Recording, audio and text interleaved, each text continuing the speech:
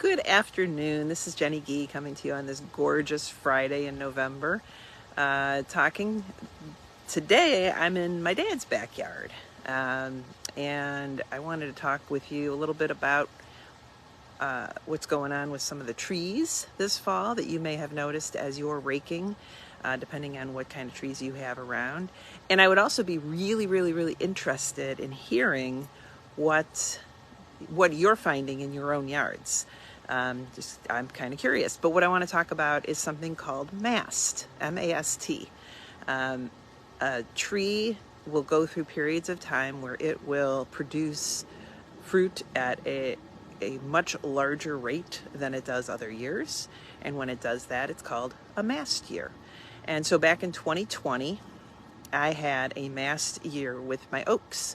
And I think a lot of other people did then too, because mast tends to happen by species in large quantities, not tree to tree individually, but in large populations. I got more acorns out of my oak trees in my backyard in 2020 than I had in the 25, 26 years of living in that house. 2021 was really heavy too, which was weird. We'll talk about that in a minute.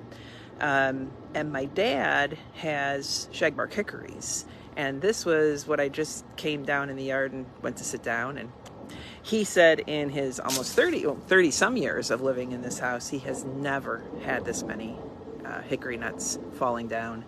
And as he's trying to rake the leaves, there's just a sea of nuts underneath it. And so he has talked to some of his neighbors who also have shagbark hickories, which is this one right here. And they are all experiencing the same thing. It is a mast year for the shagbarks. Me, on the other hand, my oak trees, I seriously have not had a single acorn fall out of them this year. I just don't, that's really unusual, right? So mast is when a tree expends a ton of its energy into this fruit production. And it's usually followed by a very light year or 2 years or 5 years, depending on conditions. So what are some of the effects of mast, right?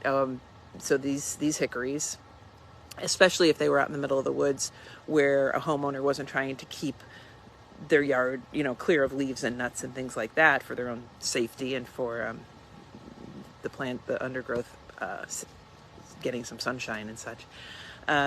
In the forest, as they drop this many nuts, there is two things. One, there's what they call predator satiation.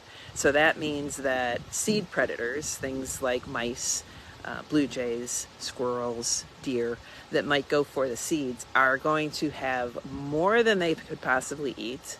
Their populations the next year tend to explode because they're very healthy. They have more young, and then you have this population explosion of these seed eaters.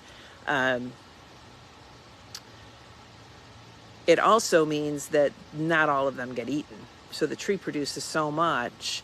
Yes, the animals do eat them and their populations go up, but there's a lot left behind. I have been picking little oak saplings out of my ground cover for 3 years now, and I still have a lot that are still coming up from that 2020 year. It's amazing. 2021, like I said, was real heavy for me too. So my dad will probably have hickory saplings over the next couple of years that he's finding in his ground cover too. But and that's very much to be expected, right? What I was just talking about as far as population of the animals that eat the seeds increasing. And one of the things I was reading was talking about how in upstate New York there was a mast year for the oak trees, and the white-footed mouse population exploded, and the ticks that then live on the white-footed mouse, and then Lyme disease, and blah, blah, blah. It all followed suit as this mast year happened.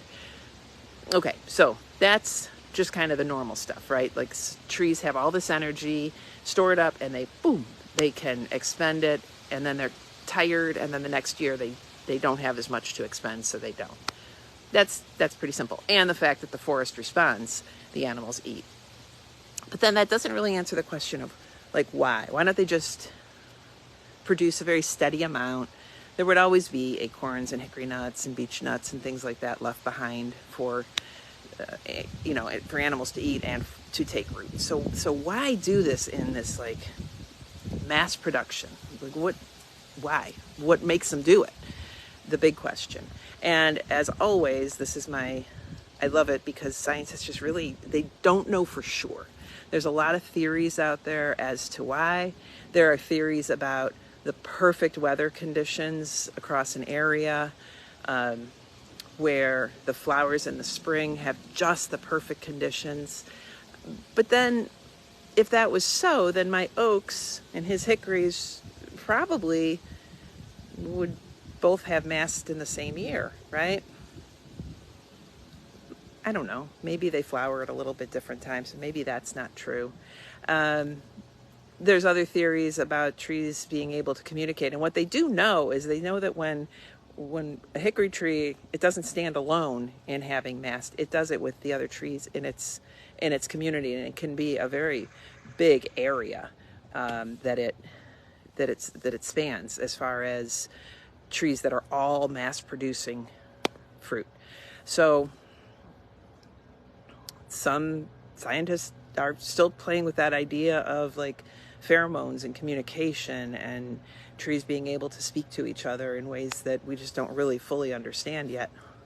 So then perfect weather conditions. There's also a theory, as scientists are really curious about this, and this is especially true in Europe, where they have, well, at least that's the only place I've seen this kind of research that's been done, but it might have been done here as well in North America, but where they've dug back in to old records that are telling of the weather patterns. They're telling of the years that trees have produced major amounts of nuts. And what they're finding is there's some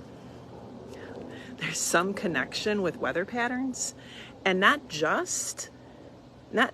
like I said that about spring, right? Perfect conditions for the flowers to be pollinated, the wind pollination.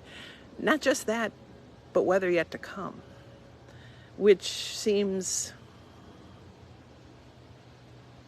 hard to imagine that trees have this ability to sense this pattern and this pattern yet to come. But there's some pattern that is showing, and when they dig back in and they look at when, and not necessarily like it's going to be a hard winter, but the way that that's like kind of an old wives' tale, or is it? But it's kind of like these different kinds of winds and storms and things that have been observed in the year to come, the year after a mast. So it's all fascinating. It's still kind of a mystery. There's a little bit here and there that's beginning to be known. But it is something that's really kind of cool, and as always points to an amazing and creative God that we just cannot even begin to figure all the things that are happening outside of our homes and in our own backyards. I'm sure there is an amazing, awesome, cool reason, and someday we'll understand it, maybe.